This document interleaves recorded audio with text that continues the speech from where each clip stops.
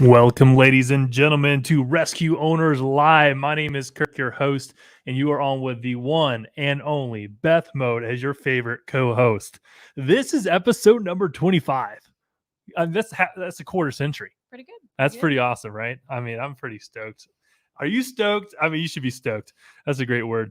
Let us know where you are tuning in from. We love to know where our audience is in this world. Do that by commenting in the comment section below. I'll go ahead and do that myself, Beth. If you could take care of that. I also, in the process, while you're doing that, I want to let everyone know that we went ahead and our team has been working around the clock to get. 2 weeks ago, we did the inaugural Rescue Owners Challenge. That was a 4-day intensive 15 speaker challenge. Amazing people. I mean, absolutely incredible people. And so what we did is we recorded all 15 speakers, and we put that into an incredible package so that you can purchase it for $97. Now, that purchase, 100% of the proceeds go directly to Pass the Pulse. Pass the Pulse is a nonprofit organization that specializes in preventing, preparing, and properly responding to sudden cardiac arrest and stroke. How do they do that? Well, they do that by donating a defibrillator program. And when I say a program, it's not just a defibrillator. A lot of times people say, hey, here you go. And then they're like, okay, awesome. And it's good for 2 years. And then the pads expire, right? Yeah. Now, the difference with Pass the Pulse is they provide the full program. That program is the hardware, so the actual defibrillator unit itself, a wall cabinet, and of course the signage above. The software, so it goes through all the maintenance and monthly checks, make sure that it's good. It keeps track of all of your employees. If this is an organization like Boys and Girls Club or YMCA or any of those types of things, everyone on staff, it'll actually keep track. Hey, John needs to be recertified in 3 months. Especially if you have a place with high turnover. Right. Huge. So hardware, software, training. So part of the donation includes the first round of training for everyone, whether it's a family or a community in need. So the Pass the Pulse actually targets 2 groups. One is the community and one is the family. Now, the family is someone with a pre-existing or just learned about problems. So that could be a child, that could be a parent, that could be a grandparent. It doesn't matter. And really, at the end of the day, with the home ADs, it doesn't just benefit that specific family, but it really benefits their entire community, because that becomes like the house in the neighborhood where it's like they have the AD. That's where you go if someone has a heart attack. Right. And so it's great to have one at the neighborhood pools. If you don't have one, let us know. We'll help you out. But as far as Pass the Pulse is concerned, they're donating them to families and communities in need. So you can be a part of that by purchasing the inaugural Rescue Owners Challenge for $97. Here is a link in the chat. Feel free to check it out. The amount of money of speaker fees, and for anyone that's in the industry is speaking for a living or anything like that where you collect a speaker fee, we added all the speaker fees up, and all the 15 speakers, we're over $240,000. That's almost $250,000 worth of speaker fees. And guess what? They donated their time. They did that 100% for free. They invested in our audience, which is you. And because they know that we're the best audience out there. I mean, this is a known fact. Of course. And so what they did is they said, Kirk, I called them up. I said, hey, here's an idea. I thought of you. Would you be interested? And they said, yes. Tell me when and where, and let's roll. And that was the conversation.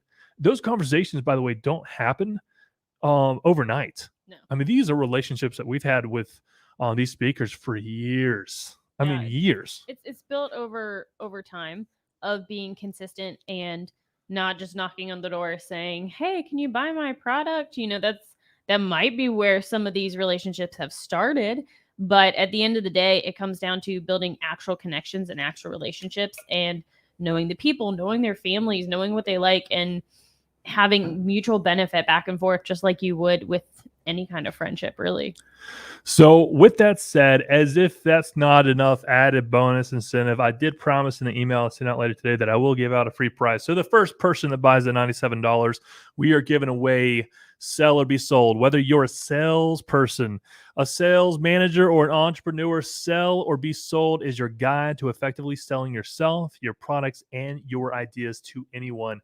How to get your way in business and in life. It's an awesome book. I just have to say, like, I mean, you'll really, really enjoy it and get a lot of benefit from it because, like you just said, it doesn't just affect how you handle business transactions. It truly affects how you handle general personal transactions with how you interact with other people.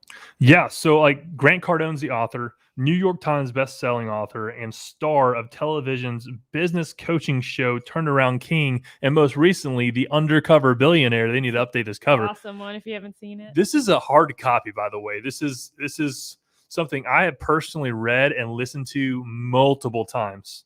And I guarantee you, you're going to get one little nugget in here the first time you read it. And you're going to be like, man, that was so good. I'm going to reread it. You can get another little nugget. It's going to blow up your business. So for the first person that purchases the inaugural Rescue Owners Challenge official recordings, I'm going to mail this to you. And that is my promise. So let us know where you are calling in from. So seriously, we would love to know. We have people literally all over the world that listen to this show. And so we like to, keep tabs and, thank you for joining us for one. But today, in order to scale and grow your business, you have to learn how to inspire, align, attract, develop, and retain remarkable team members who are in alignment with what you want to do for your business. So this show was all about how to grow your business more effectively, efficiently, and profitably, all while attaining your personal, professional, financial goals. That is the premise of the show. Episode 25. We've been doing this for 25 episodes. That is, how many months is that, man? So June, July, August, September, October, November. About half a year. Half a year? Yeah. Half a year of consistent every single Monday from 8 to 9. We come to you guys and just provide as much information as possible. I talk about it quite frequently. I've spent roughly $40,000 on personal growth this year. When I say personal growth, I lump that in with business growth as well. So like any kind of personal things as well as business, I'll rope it all into one personal growth category. And it's funny because my accountant emailed me not too long ago. I think it was a couple of weeks ago. He's like, "Hey, Kirk, I just want you to know you got a lot of money on personal growth. What's going on?" That's a pretty big category. I was like, "Yep." To the extent that you grow yourself, your business will grow. Okay. And so I know that, you know that. And so what I want to do is I want to take what I have learned with that $40,000, and part of learning is being able to teach it. Yeah. And if you aren't able to teach it, then you yourself probably haven't mastered it well enough to teach it. I mean, that's a really good way of just judging how well you know the information. Like if I've learned something, I'm like, oh, that makes great sense. Like I totally understand this, but then I go to explain it to you and suddenly it's really confusing to both of us.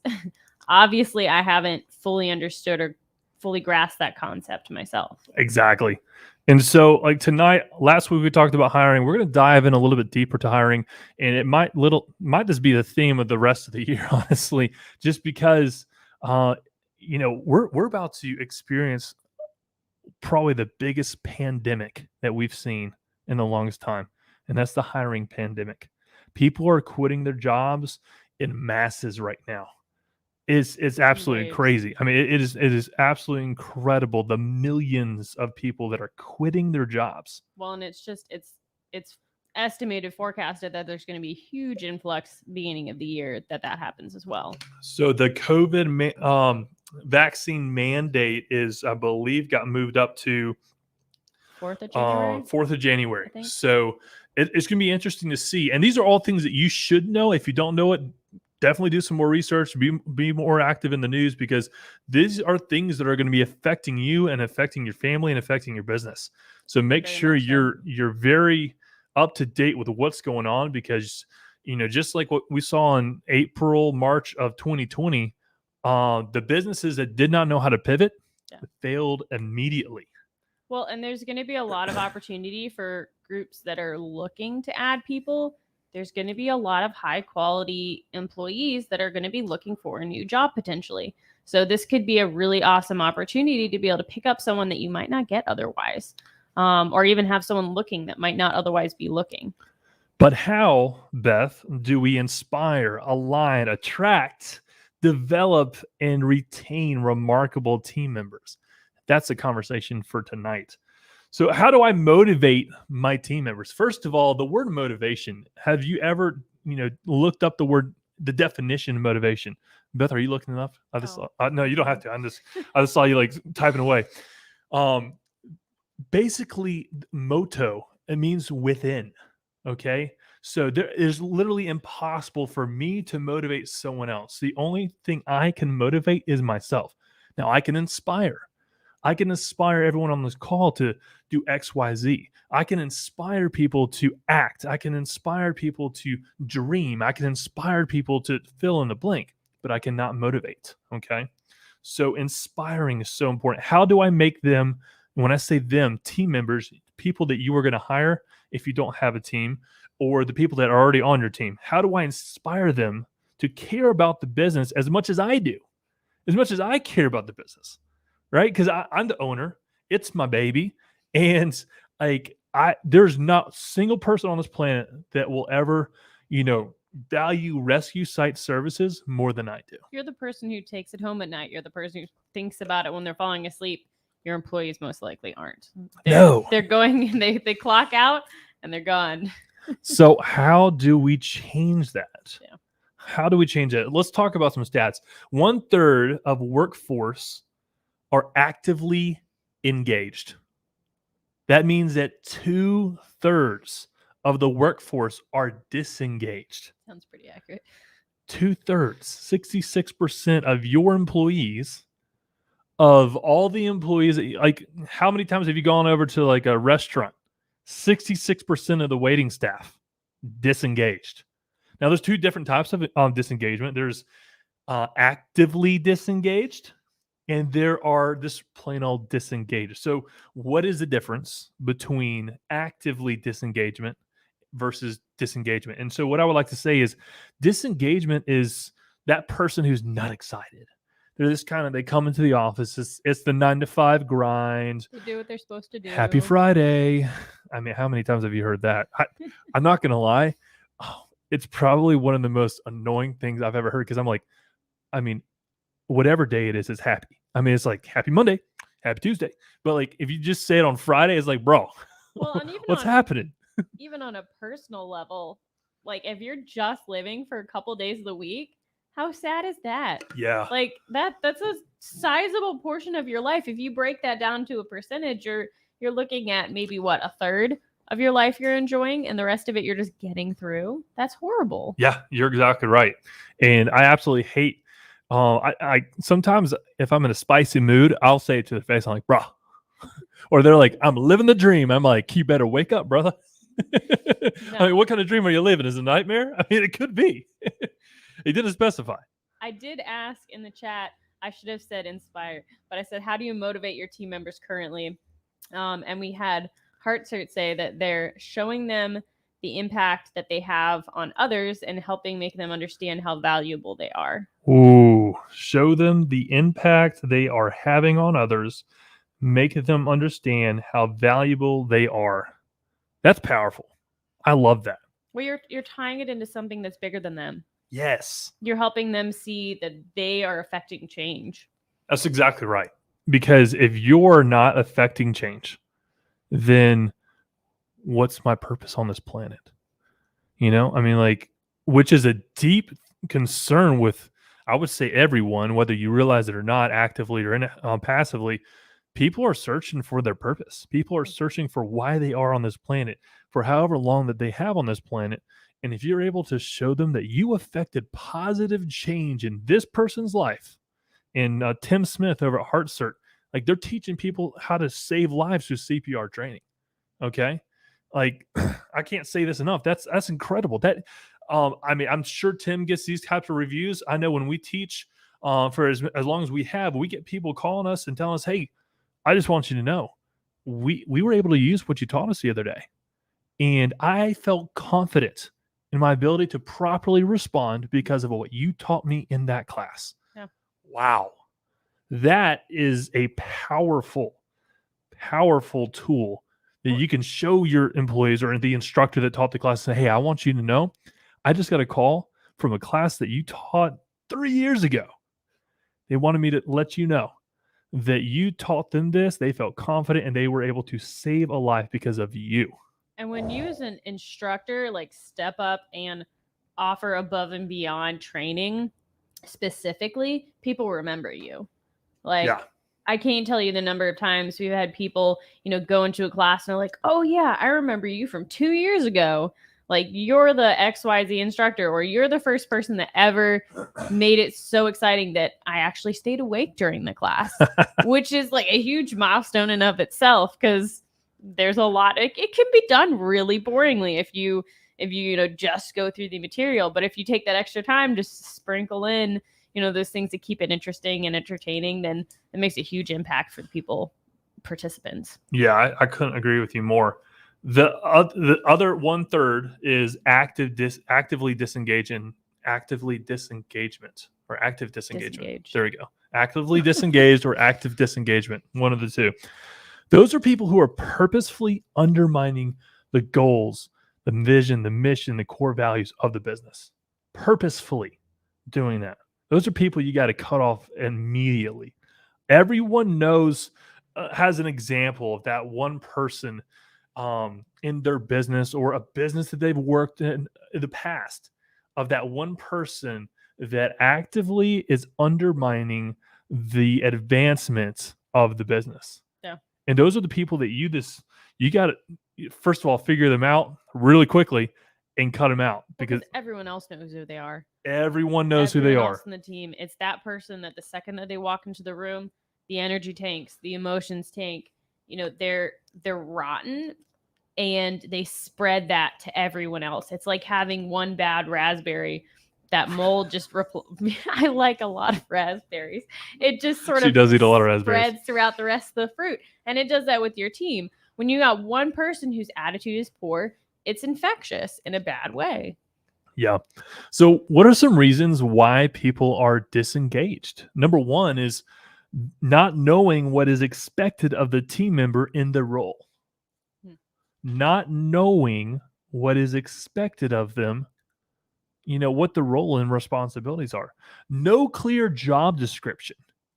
So how many people have been in a role or a job, a job, where you got hired and you don't have any KPIs, key performance indicators. You don't have a strict roles and responsibilities. You just show up and you just kind of are there.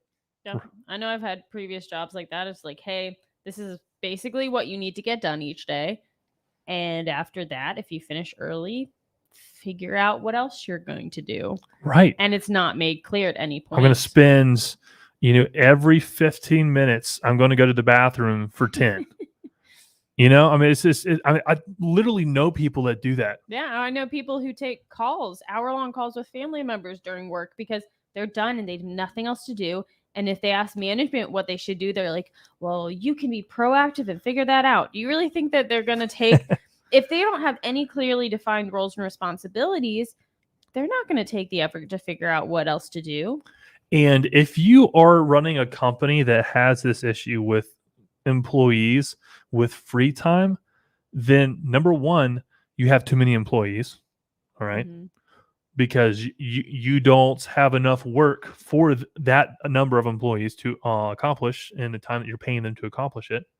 Or number two, you just need to give them more work to do. Very simple. I mean, you don't have to complicate this. Mm-hmm. I mean, I think a lot of people do. And it's like, I hired my brother, I hired my sister, I hired my parent, I hired a family member.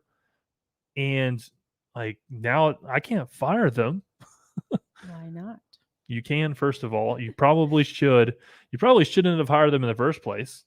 But all that's being said is it is a very, very important to have roles and responsibilities, provided up front. Number 2 is lack of regular recognition. Yeah. I mean, like if you were grinding for 2 years at a job and not once did your boss come over to you and say, "Beth, I want you to know I noticed the extra time that you did." You're smiling. What are you smiling about? No, it's just nice. Nice Oh, to be I'm your boss. recognized. I'm your boss in this situation. You're like, Kirk, you've never done that.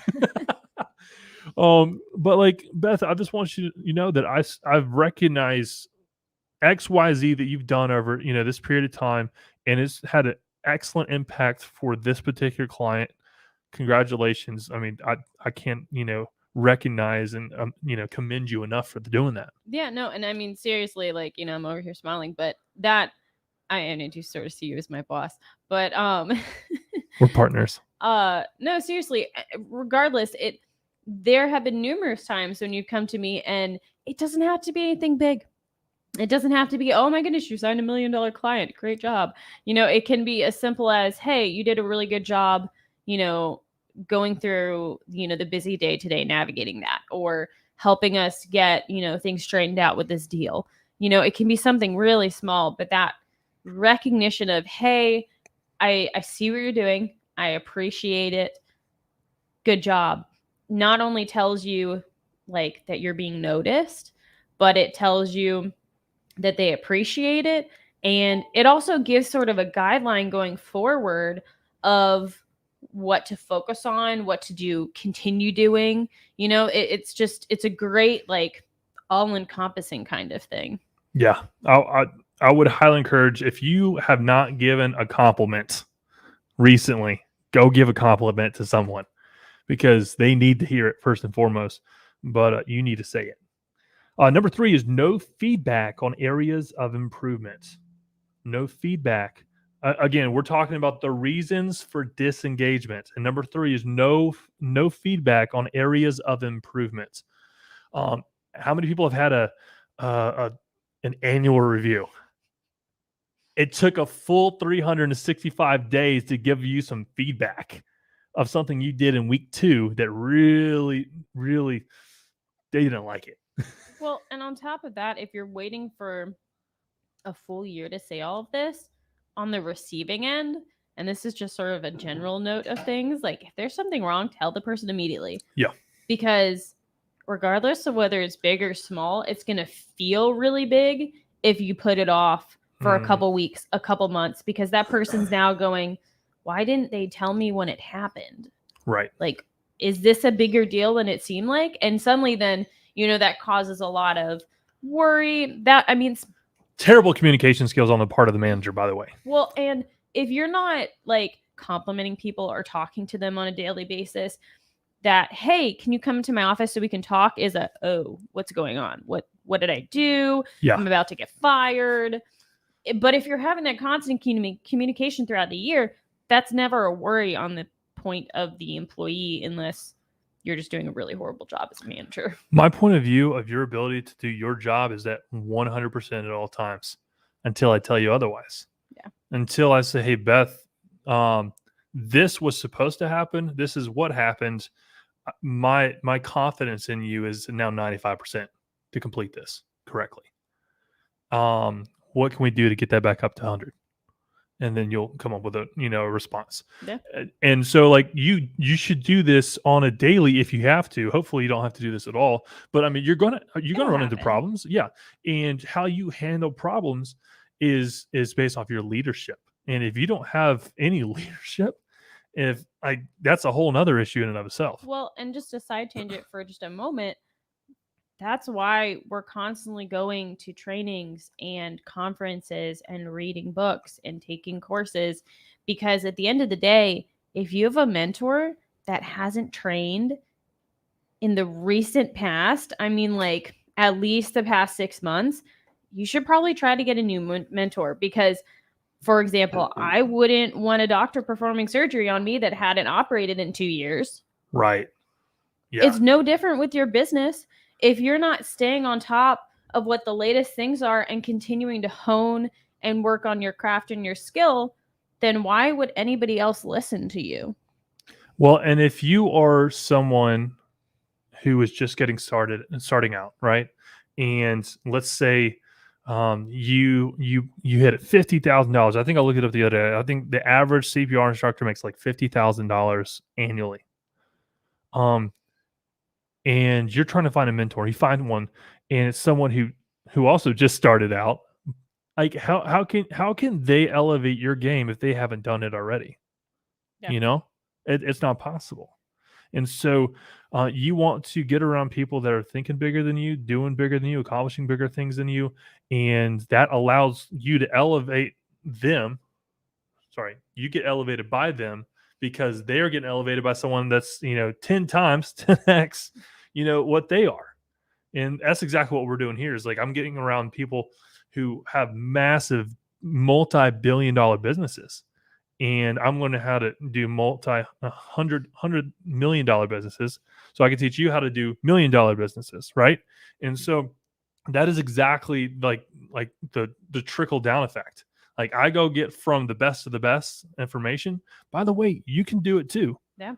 You don't have to, you could go directly to, my mentors and like learn directly from them. But guess what? It's going to cost you 40 grand. It's going to cost you a lot more than that. Well, and there's still a lot of free stuff as well. But if you're willing to put in the work, yeah. At the end of the day, do both. Like this. Do things with reading a book. Yeah, exactly. I mean, like this is a great example of having all the knowledge that you need right here. And then it's up to you to apply what you just listened to or read in this book. And 90% of people, I think Buck Wise talked about this, 90% of people, probably more honestly, will hear something and never take action. Not because they didn't take notes, which by the way, I hope everyone's taking notes here tonight. I got my pad of paper, got my pen right here, taking notes. And like, it's not because they didn't take notes. It's not because they didn't have the dream. It's not because they didn't want it. It's because they never took action. And a lot of the time, I would say it's taking that immediate action. Like if we say something tonight that you're like, oh, I really need to implement that. As soon as this call is done, implement it or set an email chain in motion or something. Because if you just write it on your to-do list, we're busy. We're all very busy. It's probably not going to happen. Yeah. Not anytime soon anyway. Whereas if I say, you know what, I really need to go on live more. Maybe I do that tonight at 9:00 as soon as this is over. Does it matter if there's that many people watching? No, because I've taken that first step. And guess what? Now I'm a lot more likely to take the continuous steps I need to after that. Whereas if I write, oh, I'm going to go live once a day and I'm going to start tomorrow, probably not going to happen. Yeah. And so like to your point, we need to make sure that we take an action as quickly as possible. I'll give you a quick story. This Sunday, yesterday, we're working on a project right now that's going to be huge. Very excited about it. And one of the people I was talking to, I would even classify him as a mentor, said that, hey, you need X, Y, Z in order to go to the next step on this project. And I literally spent 9 hours? Yeah, you took your entire Sunday. I took my entire Sunday from, it was like noon till 9:00 at night. And I created exactly what he told me I needed to create and presented it to exactly who I needed to present it to. And so now it's a rolling, next steps are being taken because of it. That's how quickly the conversation, by the way, I'm just curious, from the attack speed, that's the time it takes you from, idea to actually, taking massive action, implementing it. So I'm just curious what my attack speed is. Let's see. Where did he call me? There's some great quote. In essence, I'm not going to say this very poetically at all, but the speed at which you take your action determines your level of results. Something like that. Yes. So it was within the hour. It was within the hour of him calling me that I went straight to, implementing exactly what he told me I needed to implement to go to the next step for the big project. Well, I know we were talking about it and I was like, okay, we'll do it then. Yeah, that was exactly right. You're I like, was like, we need this. I was working on another project and she's like, put this aside and focus on this. Well, I mean, I saw you were still working on it. I'm like, we already committed to get that done by Monday. You'll get it done, but start working on this other thing first. Exactly. Number 4 is the mission. I know we talked a lot. So the reasons for disengagement. Number 4 is the mission and purpose is unclear. Hmm. The mission and purpose is unclear. Is your mission clear? Is your purpose clear? Do you even know what your purpose is? Do you even know what your mission is? If you know what that is, throw it in the chat. I'm curious. Go ahead. Like, show me how confident you are with your vision, your mission, your core values, by throwing it in, the chat. I'm just curious. Do you know your mission so well that you can just type it out real quick? Because it is all, like, you could say it. Our vision is to create a world where no one dies from sudden cardiac arrest. Boom. Like, it is memorized. It is simple. It is easy to memorize. Yeah, it shouldn't be too complicated. It can get longer, but I feel like having a very short vision and then a medium-sized mission, where you can expand into that a little bit more. And we've talked a little bit in the past about the difference between those two things. But even knowing like your core values or your value proposition, which is also different, and knowing the differences between all of those things, because I know a lot of times the places we've gone workshops about all of this, you start getting into the different divisions of all of this, and people start saying the same thing. They're like, these aren't the same. These shouldn't sound the same because you're talking about different things. So being able to break those into different categories and know those, not just as an owner, but also then to make sure that your employees know that, because then when you start empowering them to make decisions, they have a framework to work off. They have a structure where they can say, I know that our ultimate goal is to do X, Y, Z. Does this further that goal? Yes. Then I should probably pursue it. And they have a lot more leniency to start making decisions than, if they didn't have any of that structure in place to be able to base choices off of. I couldn't agree more. Reasons for disengagement, the fifth and final one, is lack of team results. So do you have KPIs, key performance indicators? Do you know what they are? Do you know your numbers? Do you know all your teammates' numbers, your team members, your employees? Do you have that put together? Because if you don't, then guess what? If you personally, as the business owner, don't have KPIs, then I guarantee you your employees do not have any KPIs. All right. And so it trickles down. Like, as the leader does, so does the followers. And I would say even like half or even less of what the leader's doing, or maybe even a tenth. I would say that you're probably doing 10 times what your follower is doing. Even when you're doing it perfectly, you're still probably doing 10 times more than your best employee. This is something to think about. So do you know what your KPIs are, key performance indicators, and what kind of key performance indicators do you have? Because if you don't have those like listed out, I literally have I'm gonna have to bring my whiteboard in here someday and just show it off. But I have a whole whiteboard of numbers that change multiple times a day, and it's exciting because I enjoy being able to take a marker, dry erase marker, and it's like erase the number, add a new number, and be like, okay, boom, just made a sell, just made a sell, just made a sell. Had a 6-figure day. Had a I'm gonna have a 7-figure day. It's coming. It's coming. Having those kind of boards up, whether it be number of saves made or how much sales day, depending on what the department is. I think it's Brady McLaughlin has like a save board. Love it. Absolutely love it. Having those kind of things up really sparks a lot of emotion and good things among your employees, because they're actively getting to see every day a nice little reminder of why they're doing or what they're aiming for. Also, I just wanted to, let's see. So Hearts throw out that their mission is to give access to affordable, life-saving training and products to everyone. I love that. That's awesome. Nice and condensed, really clear what you do, and it doesn't have a lot of like technical jargon in it, which is great, because a lot of times people start to throw in a lot of technical jargon into phrases like this, and no one knows what it means except for the people in your industry. So it's really good to keep it clear and concise, where anyone that reads it is like, oh yeah, I know what that is. Yeah. And look, Hard Search is getting a lot of attention tonight, by the way. If you want to get attention, if you want to break out of obscurity, by the way, that's every business owner's number one problem is obscurity.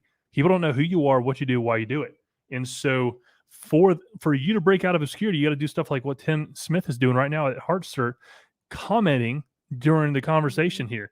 Guess what? by him commenting, we're throwing his name, his brand, his logo up on the show, and he's breaking out of obscurity. There are hundreds of business owners all across the country and the world that are listening in live right here tonight. And if you want to break out of obscurity, start commenting, start responding, because we'll throw you up on the show. We'll give you some attention, and that's what it's all about, you know. So how the employee engagement equation solves, fixes, and provides a pathway to handle disengagement. The employee engagement equation is something that we invested in from Natalie Workman. Check her out, follow her. She is a genius, and she is very smart when it comes to hiring people. So huge shout out to her. This is content that we've learned from her. And we spent thousands of dollars so that we could learn it from her, because they went from zero, I guess, say zero employees. There was, I guess, 3 technical employees when they first started to, like, I think they're at 80 right now. That sounds right. In less than 18 months. It's pretty good. I mean, that's incredible. And they have very high standards for who they keep. So they just started the business, I want to say, around 2 years ago. A little less than 2 years ago, and they've already passed the $50 million mark. I'm not sure on that. I'll double check the numbers on that. But these guys are practicing what they preach, and they are showing you how to do it. Like, if you want to grow your business, every 5 years, 2/3 of small businesses in the U.S. fail cyclically. Every 5 years, there's 31.5 million small to mid-sized businesses. 2/3 of those fail every 5 years, and roughly 25 million, which is about that 2/3 number, has only 1 employee. That's it. Yeah, and they get burned out because there's only so much one person can do. You can't wear all 27 hats. Well, and you can't have a world-changing vision with one person. That's exactly right. It requires a team. If your vision is so big, you have to have a team. You have to create a world where no one dies from sudden cardiac arrest. I can't do this by myself. Beth and I can't do this by ourselves. You know, we got David over here as our production guy. I mean, like, we can't do this by ourselves. There's hundreds of people across the country that are working with us that literally, we can't do this by ourselves. Mm-hmm. And so it takes a team. It takes not take a team. It takes a village. Takes a village. Takes a village. We're not. Well, I guess we are sort of raising a kid. The business is sort of like a baby. That's true. That is the baby. Recap. So of that information we just talked about, by the way, if you have any questions regarding anything that we talked about so far, or anything involving hires in the future, feel free to comment below and ask it. We'll get those questions handled. So basically, recapping what we talked about so far, 2/3 of the workforce are disengaged, whether they are disengaged or actively disengaged. 2/3 are disengaged. You have to learn how to engage, inspire, align, attract, develop, and retain remarkable team members who are aligned, in alignment with you, your vision, your mission, your core values. There are 5 specific elements that cause employee disengagement. So we went over that. No expectations, no recognition, no feedback, no purpose, and no results. Simply put. So what I would like to do now is kind of, dive into a little bit deeper of this conversation. So in order to, do this properly, you got to, when you hire someone, you got to align your team, you got to develop your team, and you got to transition your team. So true employee engagement needs alignment, development, and transition. Without those 3 things, you're going to have disengagement. So through the interview process, like this is so important, where the company is going. Like, it is my job to share in the interview process a few things. And the first thing is where the company is going. Well, and the problem is, I think, might not be true, but I think there's a lot of businesses that don't know that themselves. Like, they couldn't answer that question if you straight out asked them. And I think a lot of times entrepreneurs chase shiny things. Yeah. And so they themselves, like you said, don't know where they're going. And as a company, because Oh, real estate sounds cool. Oh, CBD is a pretty hot market. Oh, I want to, have a, mission, a purpose-driven business by teaching people how to save lives through CPR training. Well, which one is it? Get focused. And by the way, you could do all those things. Yeah. But you need to focus on the one thing that's going to, get you to that next level. Once you've mastered that first thing, then you can add another stream, another stream, another stream. We talk about multiple streams of income all the time. You hear that, phrase, multiple streams of income, talked about all the time, which is important. But what people don't talk about is mastering that first stream.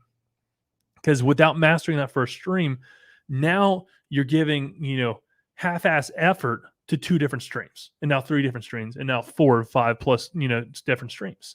And so you want to make sure that you have that first stream fully focused in, dialed in before you add any other streams. Well, when you first start with something, you're learning about it still. And so you really should be able to have the ability to focus your efforts on that one subject until you feel confident enough, not necessarily you fully mastered it in the sense of knowledge of that topic, because it's just expansive. You could spend your entire life on certain topics. But at a point where you feel confident with it, to then focus on another stream at that point and really being able to then master that. Yeah. So also through the interview process, not only do you need to communicate where your company is going, but what the vision is to create a world where no one dies from sudden cardiac arrest. The next thing is what the mission is. Okay. Mhm. Okay. You got the vision, which is kind of like the overarching thing. And then you got the mission, which is, okay, how are you going To carry that to out. carry it out? Like vision is your ultimate goal. Your mission is how you accomplish that goal. Exactly. So to help CPR instructors grow their business more effectively, efficiently, and properly by attaining their personal, professional, financial goals. That is the mission that we are doing right Rescue now. Owners Live. Rescue Owners Live. That is Rescue Owners Live mission, is to, basically grow your business, whether you're a CPR instructor or not, a business owner, grow it more effectively, efficiently, and profitably, all while attaining your personal, professional, financial goals. That's the mission of Rescue Owners Live. If we're doing a good job, let us know in the chat. We'd love to hear from you. Like, listen, we need that recognition. We Validation. need that recognition that we talked about earlier. We need confirmation that we're doing the right thing, that we're literally providing information that you're applying to your life, whether it's personal or professional. And then the last thing here is how you use core values each and every day to guide the decisions you make. You started to talk about this a little bit earlier. When you have those core values written out on the billboards all over the place, people know what they are. When you have them, then you're able to make a decision based off those core values. Inspiration is one of our core values. By doing X, Y, Z, will this be inspiring to another business owner? Will this be inspiring to a client? Will this be inspiring to my employees? Will this be inspiring to my competition? You're getting some of your validation. Am I getting some validation over here? All right. Love it. Love it. I appreciate you, Tim. Tim, all right. We got, is it Elise? Elise? Elise would make more sense. Geneva Johnson. I like your last name, Safari. Yeah, I think that was like a tag just to be like, hey, you should join. Hey, if you haven't done so already, hit that share button, because I guarantee you someone in your network needs to hear something that we're saying tonight, because this is so powerful. We're about to hit a pandemic like none other that we've seen before. And if you know how to hire properly, then you'll know how to attract them and retain them. And like that's the whole name of the game. We want to make sure that you know how to inspire, you know how to align, you know how to attract, develop, and then ultimately retain remarkable team players on your team. So through the interview process, you've now explained where the company's going, what the vision is, what the mission is, and then how you are using the core values on a daily to make decisions. Okay. When employees come to their first day, what is expected of them? Do you have any expectations? I mean, maybe you don't. I don't know. Do they have clear roles and responsibilities? again, this kind of goes back to writing out a really good job description. Yeah. Okay. Maybe we could do a whole show on job descriptions. Well, and we've talked about this a little bit. Hopefully, I can clearly describe this. This will show a wall of grass, but I guess. But you shouldn't just have job descriptions for someone, but they should also know what the goal of their role is as well. So maybe as a salesperson, I know I have to hit X number of calls a day. My goal is to send X number of proposal, close N number of deals, things like that. Those are my responsibilities, but maybe my job as a salesperson is to spread the knowledge of our company and help, people implement safety protocols. So it's not just the specific tasks that I have, but what the overall role is in its entirety. Yeah, and maybe we might even do a whole episode on like the job descriptions and how to write them out and how to be, really good about that. Mm-hmm. John, I see your comment. I talked to John earlier today, actually. Thank you for joining us here tonight. This is on live YouTube, Facebook, and LinkedIn. So all of those locations, whether it looks like you're watching on Facebook, as soon as this episode is done, you can rewatch that episode as many times as you like. Feel free to share it with your family, your friends, your coworkers, your other instructors that work with you on your training site. This is for them. This just as much as it's for you as it is for me. So make sure that everyone hears this information because it's incredible information. You need to know it. Well, it's good for us too, because like we were saying, you don't know if you know it until you teach it. So that's true. It lets us make sure that we fully grasp the concepts, that we're working on implementing in our business. When we go to explain them to you guys, we're like, okay, maybe we need to go over this more. Maybe we need to clarify this better. And so it's beneficial for us as well. Mimic, model, master. Yeah. All right, that's the 3 M's Brandon Dawson talks about. Mimic, model, master, multiply. And if you don't have anybody else to teach and you're wanting to practice things that you've learned and, teach them to someone else, teach your kids. Teach your kids. Oh, that's huge. This is not something they're going to be taught in school. This is not something they're going to be taught in college. And so give them that foundation to build off of going forward. You know what? Financial illiteracy is probably one of the biggest problems in today's society. Yeah. You go to school to get a job, right? I think everyone here could fill in that blank. You save for a rainy day, right? I mean, like, I'm supposed to be filling this in. Yeah, you're doing great. That's great. Like everyone can knows those things, and so what happens is when you go to school, you graduate high school, then you go to college so that you can get a good job, so that you can, get married, then have kids, and then have enough money for retirement, and hopefully you don't die with, like no money in the bank, right? Like it's the whole thing. Financial illiteracy. I mean, if we want to talk about money, if you look at how the banks lend money, when you save money, you're getting like 0.25% back. Okay, so let me just break this down for you. You have $1 million. Let me make sure I get the numbers right. Okay, let's say you have $1 million. That's a lot of zeros. $1 million in the bank, and then times 0.01 times 0.25 on the annual, you're getting about $2,500. $2,500 from $1 million in a savings account at a Wells Fargo. That's horrible. Well, and wait, by the way, guess what they're doing with that? They take that $100,000 because they're now allowed to multiply it by 10 and give it as a loan to someone else who needs $10 million. And guess how much they're collecting on that $10 million? Well, and you're not even really getting the percentage that Kirk just said because there's inflation. And it doesn't even track with inflation. Putting your money in a savings account does not even track with inflation. So talk about investing in assets like buildings and real estate. Those are things that you should be putting your money in a hard asset. And that's a whole nother conversation for a whole nother time. But look at $10 million, like that $1 million that you have in your savings account that you're saving for a rainy day, right? The bank is able to take that, give someone like me $10 million to go buy a building, and they're going to be collecting a percentage on that. Let's say it's as low as 5%. All right. So times 0.06. I totally messed that up. I hit 0 times 0.06. So they make $600,000 of interest, and they're giving you $2,500 of it. That's how the banks work. Doesn't seem like quite as great a deal. Financial illiteracy. How many of y'all knew that? I'm just curious. Throw that in the chat. If you already knew that, great. I'm impressed. The majority of people have next to zero financial literacy, and I think it was Ohio. Did you see my post recently on LinkedIn? Let's see. Maybe not. Yeah, it was a couple days ago. See if I can pull it up.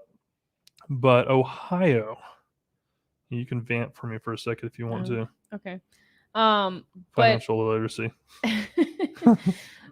Being able to, know exactly. Found it. Okay. Ohio high school students must pass financial literacy class to graduate under new law. Good for Ohio. I wonder what that entails. I'm curious, but hey, that is an incredible first step and a great direction. Because no one teaches you how to do your taxes. Now, I went to a weird school. It was like a hybrid school. They taught you how to do like some financial stuff, but most places you go to, they're not going to help you figure out, how to pay for stuff, how to do your taxes, how to invest your money. You just sort of have to figure that out. And if you don't put any effort into it, then you're just doing exactly what your parents did. And so at that point, not to like throw the gauntlet down, but that's on you at that point. As the parent now, because I know a lot of people here have kids on this group, it's up to you to be able to give your kids that solid foundation of, hey, here's how you create cash flow. Here's how you can lower your taxes. Here's how you can, avoid just throwing your money in the bank. Yeah. So when employees come to the first day, I know that was a huge wide tangent there. What is expected of them? So do they have clear roles and responsibilities? Number 2, do they know what their job description is? Like what are they doing here? Are they set up for success in the first few hours, in the first few weeks? And what does that onboarding plan look like? And I can sort of tie in what we just said. Talk to me. You're also asking their personal, professional, and financial goals, which might include helping them with financial literacy. Yeah. Because just like anybody else who wasn't taught by their parents, they probably are coming to you with no knowledge really on that front either. So while that's not directly with your job, think about how much value that would provide them as a person. And it still benefits the company. It still benefits you. And it creates an employee that is much more loyal and excited to come to work when you're building into them on a personal level, not just on a business level. So it's not just transactional at that point.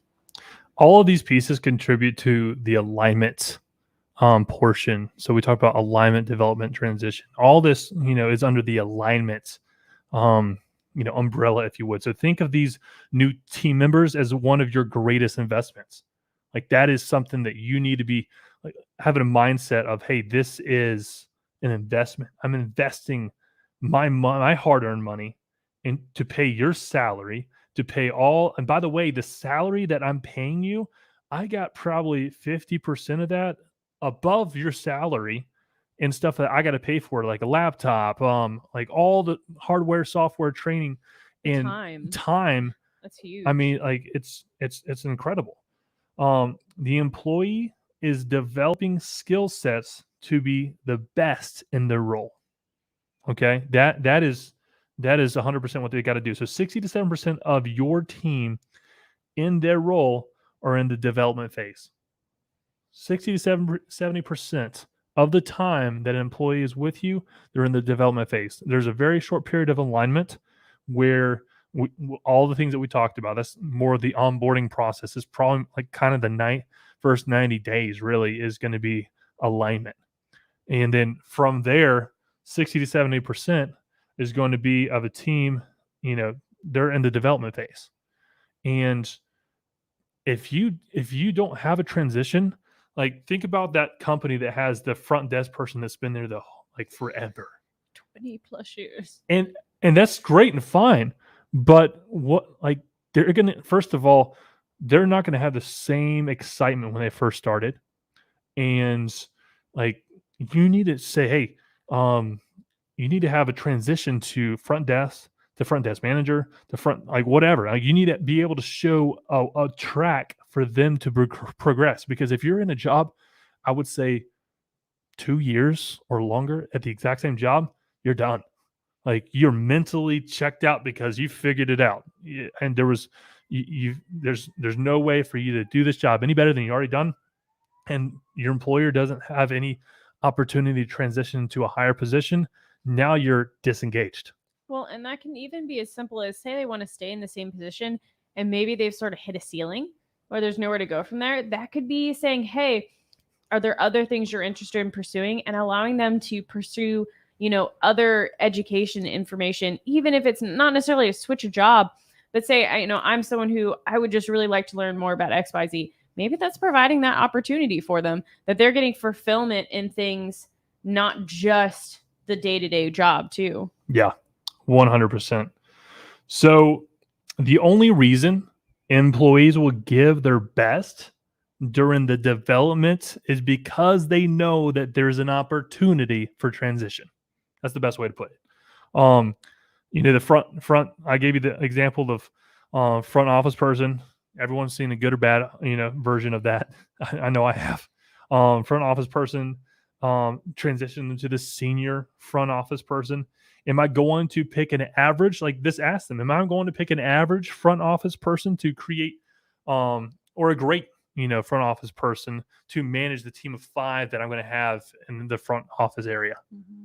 Like ask them that and let them be thinking, oh, you know what? If I was a business owner, yeah, I probably would be focusing on the best and the greatest of the 5 to be the manager of them. Well, and let them set the standards for themselves through that. Yes. Once a team member transitions through their role, the team member starts the cycle over again. I mean, now, so you started out as alignment, then development, and then you move to transition. Now you're back to alignment again, and then you just keep on doing that and just like climbing the corporate ladder is what people have called it. But like, it could be a small business. Mm-hmm. I mean, you can create any kind of titles you want. It's great. But like you just continue starting the cycle over again so that it's not 2 years down the road and they are checked out and disengaged. So it's so important to make sure that that's all taken care of. Now, how long have they been in development? That's the question. If it is over 2 years, they're probably disengaged again. So, and if it has been longer than 2 years and you haven't recognized them for a promotion, then maybe they're not the right person for the company. Well, and that's why those regular check-ins are so important because it shouldn't be 2 years down the road and going, oh, interesting, nothing's happened in 2 years. That should never happen. It should never get to that point. There should be that constant check-in so that you're seeing either a stream of progression or a stream of stagnation. And it's much more obvious at the point where you're having constant check-ins with someone than an employee that you treat like a distant relative who you check in with once or twice a year. Yeah. So like if you were to give them a ranking, for instance, from engaged to disengaged to actively disengaged, where would they fall on that, on that line? And it shouldn't have to be a secret. Like that should be something that's very freely talked about so that it's not something that's like, scary for them or something that's never discussed. It's just a very open topic that, hey, I've seen that you're starting to become disengaged. Why is that? And talk about it. Have a conversation. Figure out if there's things on your end that are falling short or potentially if the employee is maybe no longer a good fit. Well, that kind of goes back to one of our 6 core values is transparency. Have that open conversation. If they are disengaged or actively disengaged on the scale from engagement to actively disengagement, then there was no bigger picture properly communicated to your team member, and that is your fault. Full responsibility. Look in the mirror. That is you take full responsibility for that, because if they're disengaged, then you yourself did not communicate the big picture of where you could be if you did XYZ. Because at the end of the day, you're the leader. You're the person who's steering the ship. And if you're not willing to take accountability and personal what's the word I'm looking for? Whatever. Responsibility. Personal responsibility for whatever happens, whether or not you feel like you were directly involved in it. You were the leader. You had a hand in it. You should be the one saying, hey, at the end of the day, the buck stops with me. Yeah. So just to recap a little bit, 60 to 70% of your team in their role are in the development phase, right? And then true employee engagement needs the 3 phases: the alignment, the development, and transition. Without those 3, you probably don't have a successful hiring and retaining process. So, wow, that is a full hour. That was great. I mean, I literally, like, I didn't even get through like a third of the information I had prepared. Like, I mean, I guess it's good. Yeah, I would say we had a lot of side tangents, but I think that helps the knowledge solidify a little bit better. Listen, if this was the first time you joined us or the last time you joined us, thank you for joining us. We definitely want you to be here every Monday night. We will be here every Monday night. So I look forward to seeing you, your friends, everyone who you just shared to next Monday from 8 to 9. You can rewatch this as many times as you want to, by the way. And I encourage you to do so, because the repetition is going to be what you need in order to master this content and take it to your marketplace. So this has been an incredible episode of Rescue Hunters Live, number 25, by the way. And I'll see you next Monday from 8 to 9.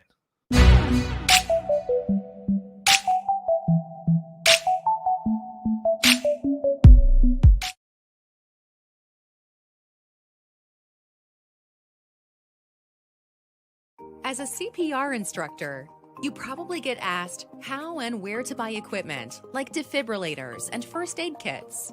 Up to now, you've probably either shrugged off the question or told them to Google it. Don't miss opportunities like that.